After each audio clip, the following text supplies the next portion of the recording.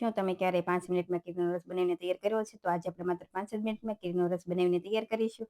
તો હવે 1 કલાક માટે આપણે કેરીને પહેલાં પાણીમાં રાખીશું. 1 કલાક જેવું થાય એટલે તેને આ રીતે સાફ કરી, હવે કેરીના ડીટીયાનો ભાગ અલગ કરી, તેના સાઈડના પાર્ટને પણ આ રીતે કટ કરી લઈશું. આ જ રીતે બધી કેરીને કટ કરી લેવાની છે. અને જો આ રીતે તમે કેરીનો રસ બનાવશો તો મિનિટોમાં કિલો કેરીનો રસ બનીને તૈયાર પણ થઈ જશે. હવે તેના માટે મેં પહેલાં આ રીતે ગરણી લીધી છે. જો તમારી પાસે આ રીતે ગરણી ના હોય તો તમે લોટ સાળવાનો આંક આવે છે તે પણ લઈ શકો છો. હવે આ રીતે કેરીના પાર્ટને ઘસી લેવાનું છે.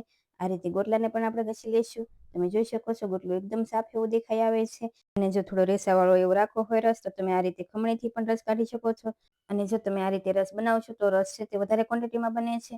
અને આ રસમાં શુગર કે પાણીની પણ જરૂર નહીં પડે. એકદમ આપણે નેચરલ રીતે જ બનાવીશું. તો એકદમ ઘટ અને ટેસ્ટી એવો રસ બનીને તૈયાર છે. તો હવે રસને વધારે ટેસ્ટી એવો બનાવવા માટે તેમાં 1 સ્પૂન ઘી સાથે પીપળી ગળેલો સોઠ એડ કરી સારી રીતે મિક્સ કરીશું.